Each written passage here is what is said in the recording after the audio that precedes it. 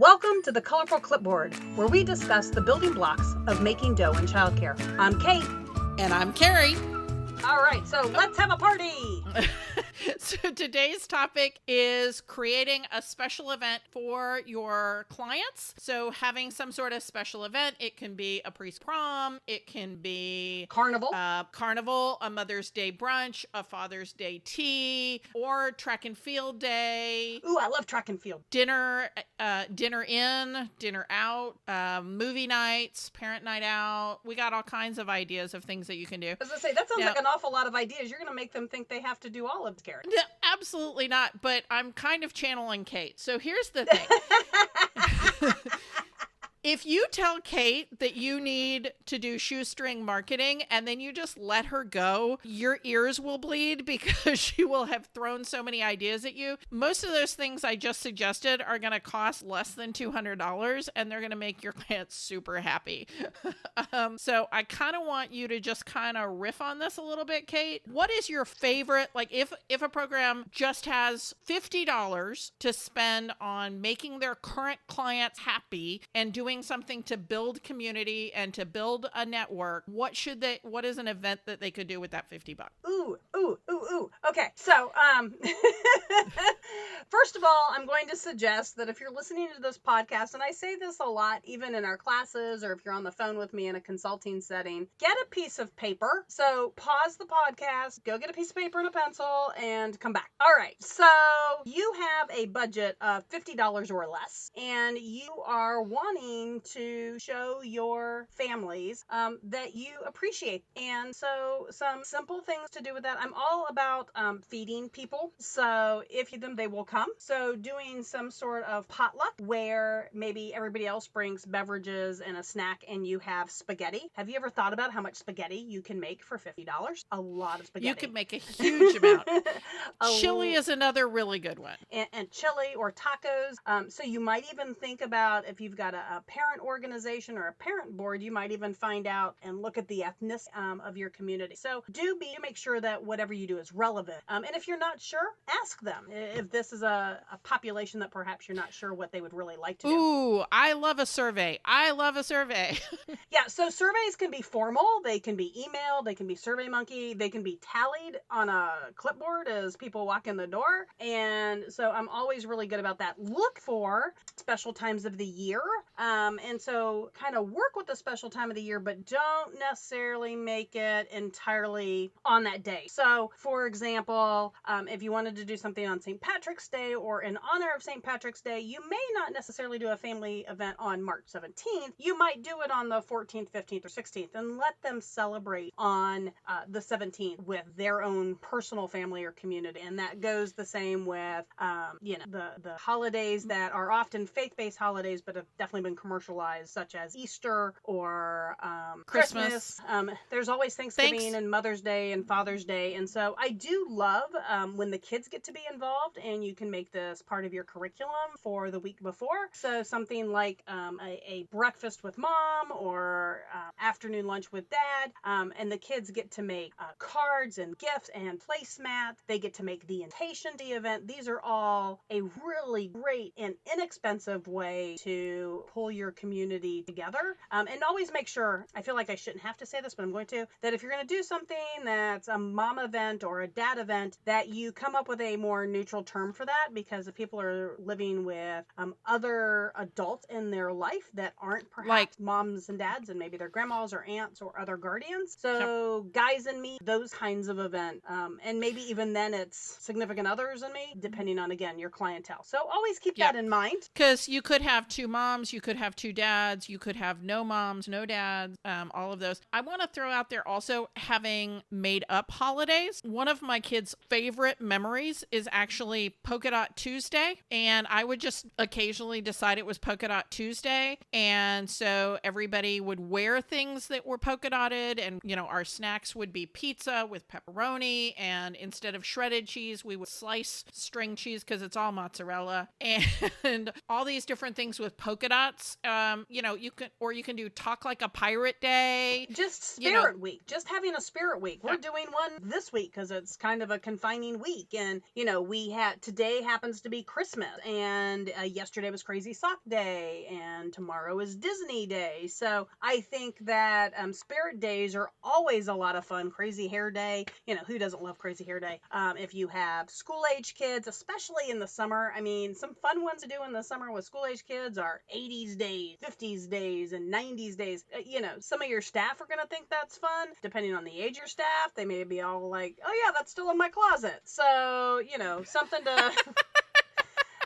if they're a little bit of a hoarder, you might have that too. So definitely something to keep in mind. I really do think that your goal as a program should be trying to do something for your community at least 4 times a year. I also am really big about those being community collaboration. So depending on where your program is physically located. So in other words, are you in a strip center? Are you in a business complex? Or are you on a beautiful piece of acreage out in the middle of nowhere? So all of those obviously are going to play a factor, because you can always do kickball, you can always do water balloon field days that are also family friendly and not just for the kid, or some sort of crazy Easter egg hunt. And so if you have partners in your business, if you're in a strip center or a business complex, look at who's there, and do any of them have services that could be collaborate. So if you have a restaurant, maybe they would be willing to provide the dessert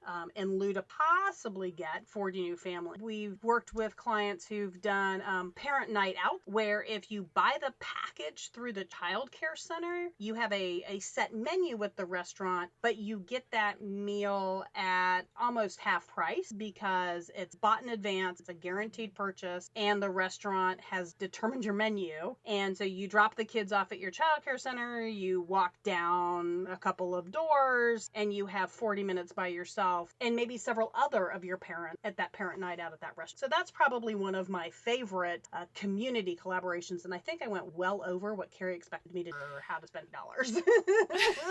Well, but that's what I warned them. I warned them, if we turn you loose, it just kind of goes. And I think, that really helps people to think outside I have to do the spring carnival. Yeah, I'm not saying the spring carnival is a bad thing, but the spring carnival is a whole heck of a lot of work. And if you're just doing Mother's Day and Father's Day, you've got all those issues with single parents and with same-sex couples and with grandparents. So going outside and instead doing it track and field day and having the parents, do a sack race with their kids is a totally different way to look at it. Or the date night, parents' night out package, those kinds of things are just a very different way to look at it. Well, let's talk real quick about community collaborators and something like track and field day. So I love the track and field days, way better than carnivals.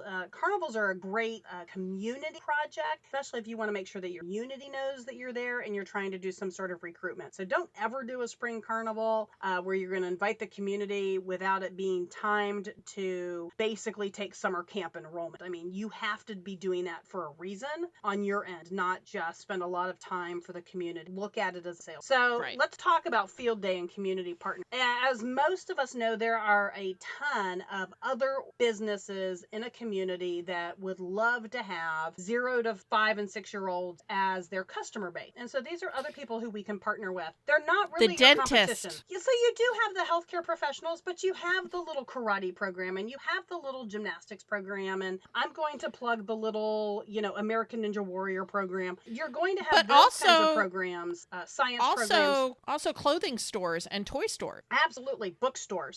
There's all kinds of businesses that want that age group. So a lot of times childcare centers immediately go, oh, I'm going to call Kaplan or Lakeshore, but they're not going to really help you with an outside field day event. But if you call the little gym as a franchise example, and they're all over the country. So if you called the little gym that's closest to you, or some version of a gymnastics facility that has a preschool program, and you ask them to come over and do do one station at your field day, they're going to come and do it hopefully for free because they're going to promote or advertise. Also, dance studios would do that too, probably. Absolutely. That would be a great one. So think about what your field day looks like. Think about your facility, and maybe it's not field day. Maybe it's elective day. I don't know. You can come up with, I love themes. And so it could be a time of year theme. It could be things to do in the winter, how to stay warm. And so everybody from kid yoga to the local ice skating rink come out. And so you could get everybody to kind of talk about, do demos. And so you almost audition them, and you make sure that they understand that they're not getting paid by you. Put a limit on what they can give to people. So you don't necessarily want one vendor to come in and give out t-shirts and the other vendor to come out and give out stickers. So you might encourage people to stay in a budget range if they're going to give out some sort of handout. Dentist, toothbrushes, and all of those things are great, but every kid can only have so many toothbrushes, and they're probably already thinking they get 2 a year from the dentist, so do they really want one on a fun day? But if they gave those red tablets, kids love the red tablets, the toothbrushing tablets. I think the dentist should give those, not toothbrushes. Absolutely. I think those are always, I'm not sure my kids agree. I always liked those. Oh, my kids thought they were hilarious, especially if you can use black light. Mine didn't, because I would make them go brush their teeth again. So,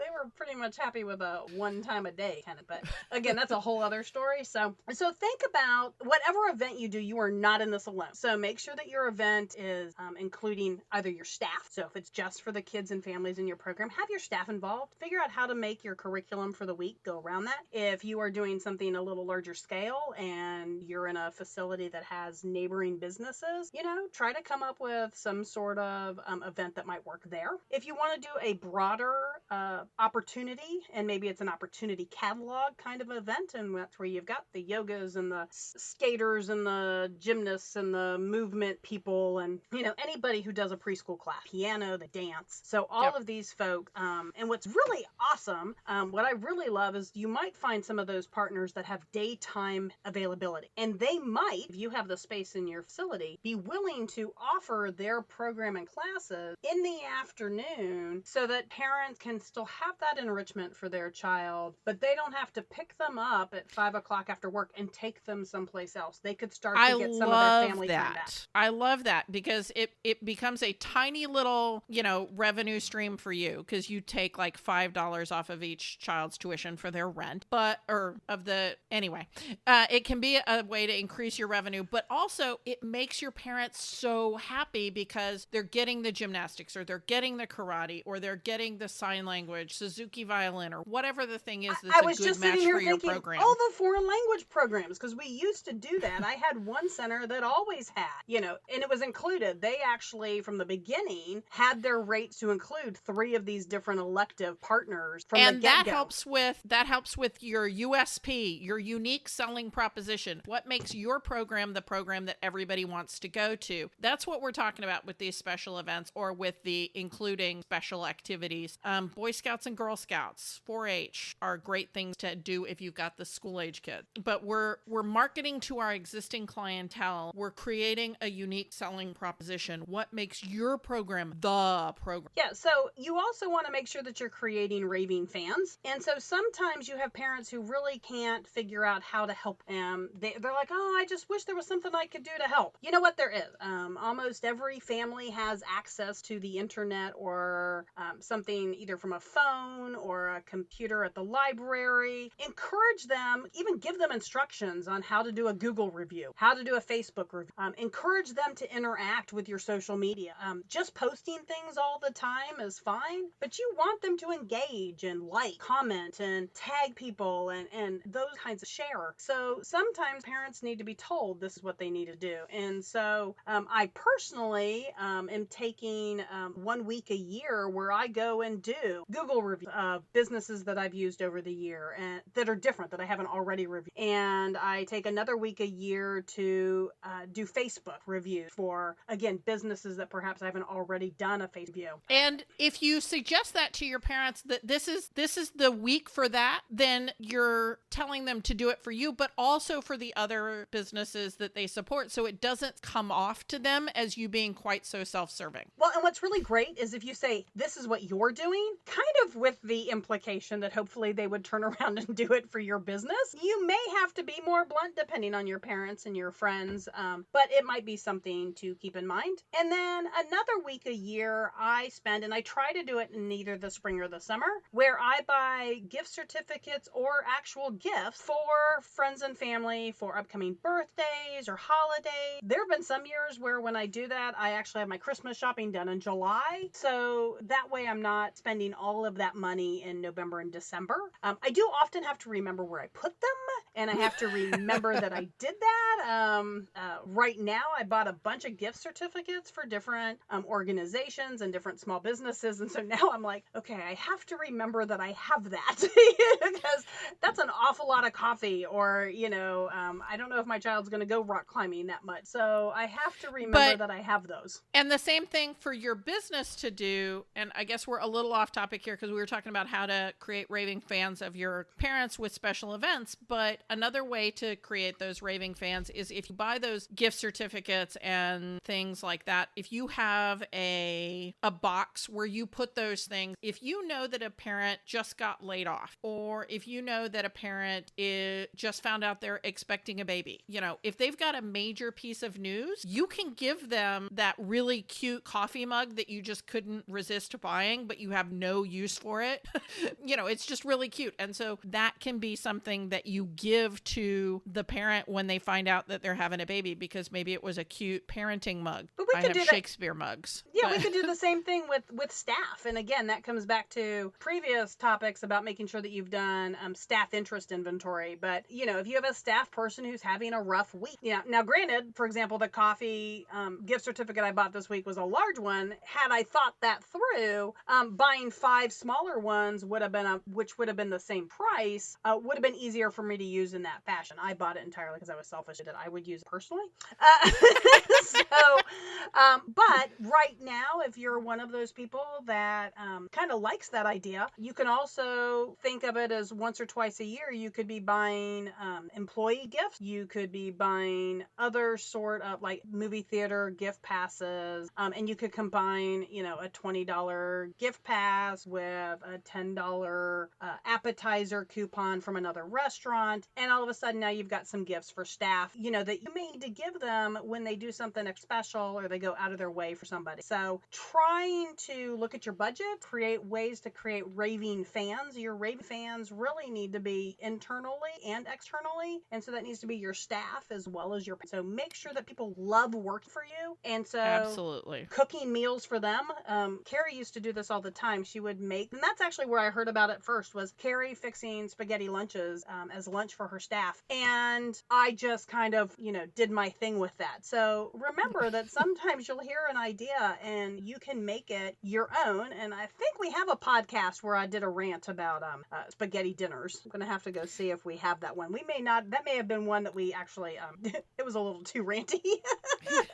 I'm not sure we edited that one. So we may have to go back and do that one again. So you may have to make sure that you keep a listen out for the spaghetti podcast. Okay. So I think we've kind of dumped a whole bunch of information in people's heads about various ways to have special events and to create some raving fans of your existing clientele. We talked a little bit about making raving fans of your staff. We'll be definitely coming back to that issue. So let us know what questions you have on either of these topics. We'd love to hear from you. We'd love to hear your stories of what is the best event you ever did for a parent or for parents in general. And what is the event that you tried that just failed miserably? Please I want to hear that those one. Over. So please shoot those over to hello@Colorful Clipboard, and we'll see you next week. Thank you for listening to Colorful Clipboards. Connect with us on social media @Colorful Clipboard, or send us an email to hello@colorfulclipboards. Send us your voicemail with your own questions and stories. If you want to keep learning with us, visit Texas Director, where we continue to have seminars, licensing, programs, and more. This show has been made by me, Carrie Casey, and Kate Young, with assistance from Hallie Casey and Marie Young. If you learned something today, share the show.